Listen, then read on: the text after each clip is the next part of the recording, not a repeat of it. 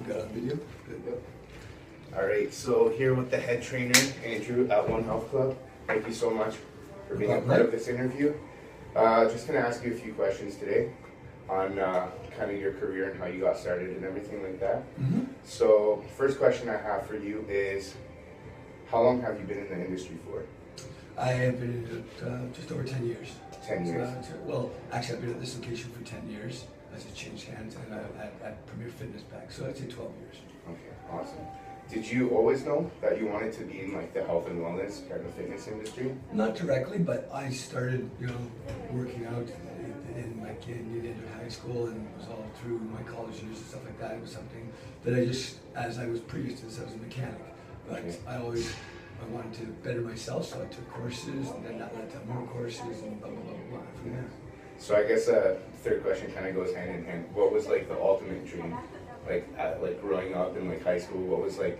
Did you always know that you wanted to be like? No, actually, I didn't. Like I knew I always wanted to be. Fitness was something that I always wanted to work towards and improve, and get more knowledge. Like I said before, my background was quite diverse. I was a mechanic. I was a limousine. I dragged cars. I did everything. Like Nice. if you think completely sort of a different walk of life. Nice. What pinnacle moment in your life did you know that like you wanted to start taking the route and like you decided I wanted to be a personal trainer? Was it like a moment in your life where you're like, my life isn't healthy, I gotta change something? Or Well, when I started thinking like I wanted to improve my knowledge base in this, and that's when I started with just even a basic camp and pro course. And then when I actually started training part-time, I looked at, my passion and how I had a passion for working on cars, but the lifestyle of that is very challenging in the sense of like maintaining your health.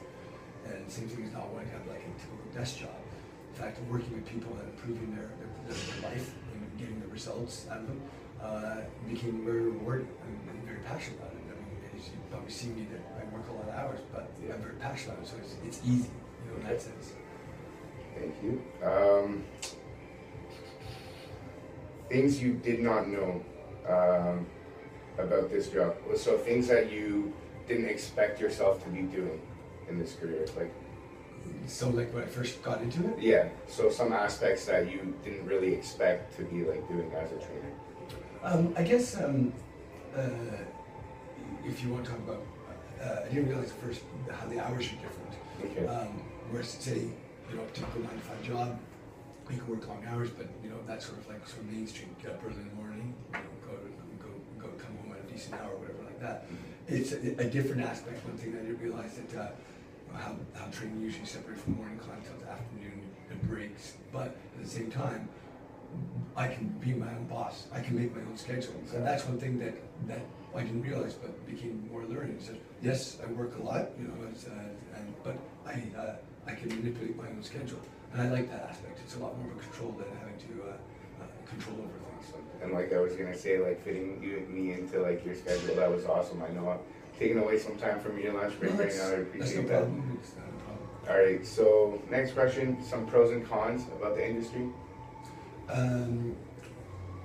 The industry itself, I would say, in a lot of ways, is initially from when I got into it, where there was a lack of structure, knowledge, and proper teaching, like different between colleges and university, right? So there was a bit of a disconnect that when I got into it, and I was fortunate to hook up with a guy that was younger, much more into education, and pointed me in the right directions.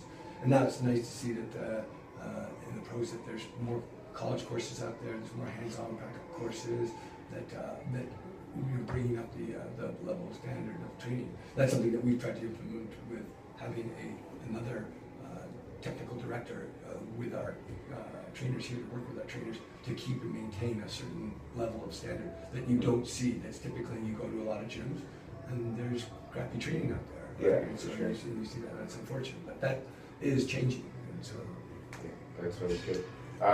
Question for you, and I'm sure every fitness enthusiast is wondering, is how do you keep up to date with like new fitness trends or fads, or like how do you manage to bring in a new clientele? Well, first off, it's keeping up to date with things. That's something that, like with any occupation, is ongoing, right? And again, if you have an enthusiasm for it, you seek it out, right? You're always into books, education courses. said, you know, there's Canfor Pro, which has evolved a lot from where it used to be very, very basic. Okay, now it's come up a few standards. NSCA, the college course, the Brampton one that I've, you know, you get a lot of emails and referrals and things like that and connections. And we're, you know, there's now a lot of continued education that is a higher level standard and easier to afford, like weekend stuff. So it's you're going to do that for a period of time, right? Being in this environment versus working in a personal training studio, where that could be potentially more lucrative, you know, where you're running your own business. But in here, it's a very stimulating environment because you're working with other trainers that also are equally educating themselves. So we all learn from each other and feed off each other. Fitness trends in the industry, that's one thing that you do have to watch because there's a lot of things that becomes trendy, all right, like CrossFit, okay, and I'm not going to get into that. I'm sure there's, you know the direction on my thoughts on that. Yeah. But different theories of different high intensity training, interval training, there's all sorts of things out there, and you know you have to sort of take it with a grain of salt, right? Exactly. Right. So as far as education and certification goes, what qualifications do you have, and like what qualifications would you be looking for to hire like new employees? Well, I started with Canfor and did some main stuff there. I got some NCA certifications and courses. I now just almost finished the Sheridan College Brampton course. It's a human performance certification, which is they offer different ones of level depending on like if you want to be a full-time student versus part-time or continuing education. I found that one an extremely rewarding course because it was university material at the college level. All you had to do is, you know, pass your exercise physiology exam and get in. So again, things like that being made more available to get the people to the standard. So we don't look so much when we're hiring new trainers specifically what their education background. I mean, obviously, we run you through a physical, like a practical and a theory test to see if you remember your knowledge. Yeah. We also will look at an individual and see how personal, how they work and interact with people. They likable, so I see like, do they smile, right? Do they have a personality of a doorknob? And that's the things that we've seen. And along with that, do you have coaching cues? Do you have an eye? Can you see things? Yeah. Right? How to visually see things and how to correct it, to get someone to do something that you want them to do with the minimalist amount of words, you know what I mean? Like keeping it simple, but at the same time and being effective. So we look at somebody and we see, okay, yeah, that's good. We want to try and attract more experienced people than just necessarily taking on newbies, so to speak. But if we can see that a person is moldable and that they've got good coaching skills and they got passion to learn, then we're willing to take a chance with something like that. A few more questions. Where do you see yourself in the next 5 years? Well, there's a couple of avenues because I've often thought of doing my own studio, and that's a big jump, and there's a lot of marketing involved. I have a big client base that I could typically do, and so that's a big jump. And then it's like location, you know, because people will come here to a gym, and if they want to come to a training studio, that's one thing I've been working on for a while, and that's something that would even possibly have done. Attention staff, Catherine, please come to the front desk. Catherine, please come to the front desk. Therapist. But the direction this club is going to be very getting established. I've actually liked the direction that they've been taking it. They are developing a human performance certification clinic, at the Mississauga campus. I don't know if you're aware of that one. So they're getting the basement and they're turning that into, and that's something that I'm really enthusiastic about and wanting to be involved in.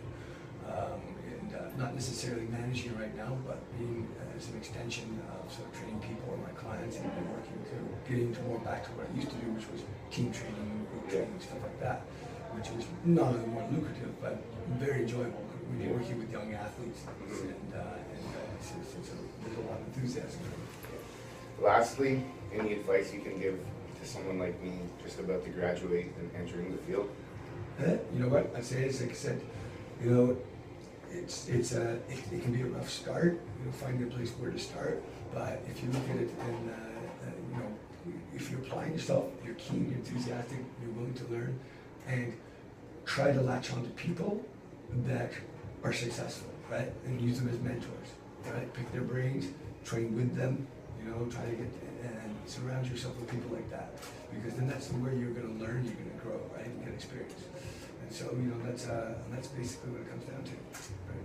Thank you very much. I appreciate your time. No problem. Thanks so much. All right, Mike, good stuff.